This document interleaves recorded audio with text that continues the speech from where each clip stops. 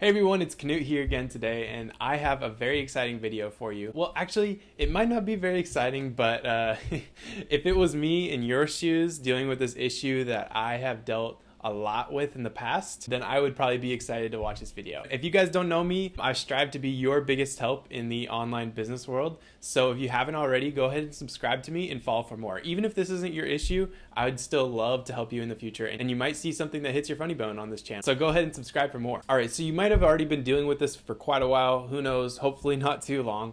But when you have inconsistent Facebook ads, why is that happening? What can you do to fix it? And just please make it go away, right? This was totally me. I've dealt with this a lot in the past. I'm going to tell you that right now. It's really frustrating, and I feel you guys. I feel you. So I really wanted to help you out. So the first thing I really want to talk about is why this is happening. What is the cause of it? Guys, this is coming from my own personal experience. I might not be the smartest expert on this to the Facebook algorithm or whatever, but I'm going to tell you the simple fix that I did that really fixed this for me. The first issue I had was, this is actually pretty embarrassing, but the Facebook pixel I had installed on my website wasn't really matching the one that I had in my Shopify store.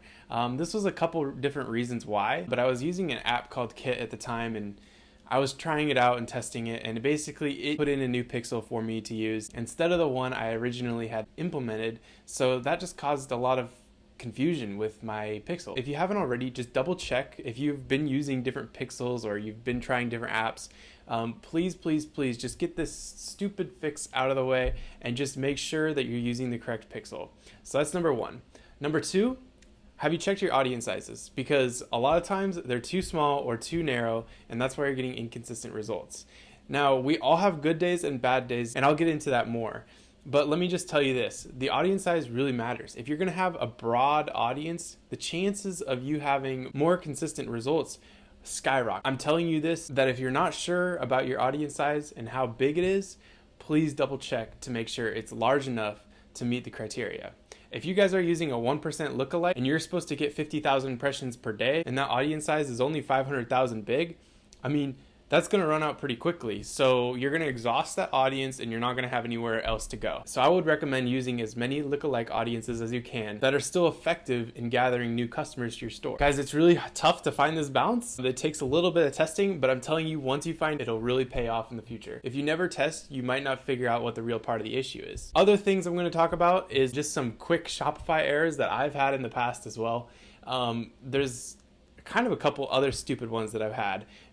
When I add in new products from new suppliers or something like that, sometimes I've noticed that the actual shipping settings aren't very correct. And so what ends up happening is the customer goes ahead to check out, and they get to the checkout point and boom, they can't check out. Of course, you're going to have a bunch of different abandoned carts, and you're not going to have the checkouts you were looking for, and you're not going to have that conversion rate you were looking for either.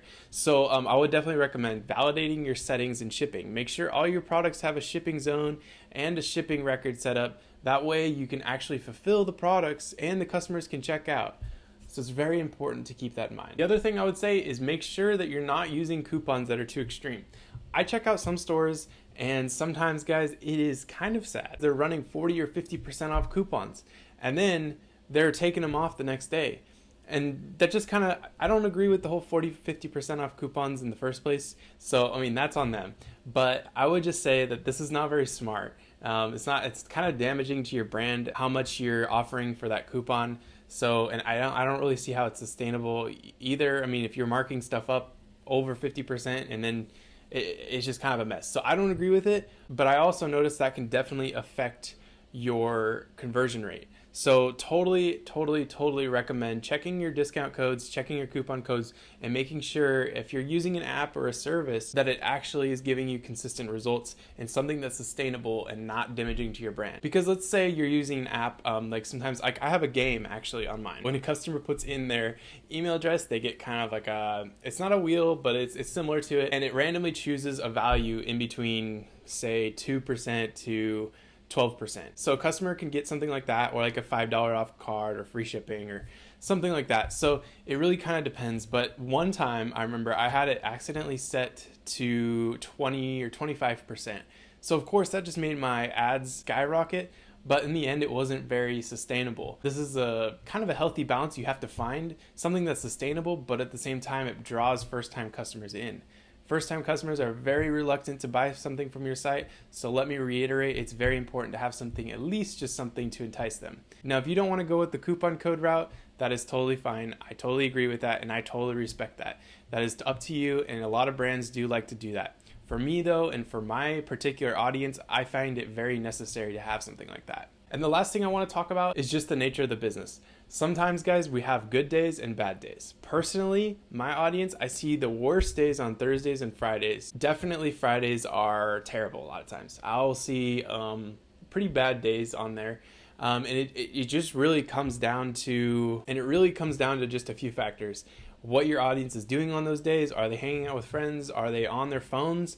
It kind of depends on that, but I do see kind of a surge on the weekends generally and Mondays. So I would definitely kind of do an analytical approach to what your audience is doing on the days of the week. So don't let that affect you too much. Think of it as the stock market. Sometimes it goes down, sometimes it goes up. You know, you don't really have a whole lot of control over it. All you can do is kind of wait. And that's the other thing I want to talk about as well.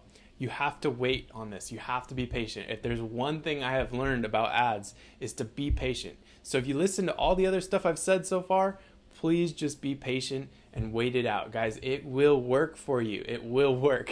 What you've done is good. I'm telling you, I trust you.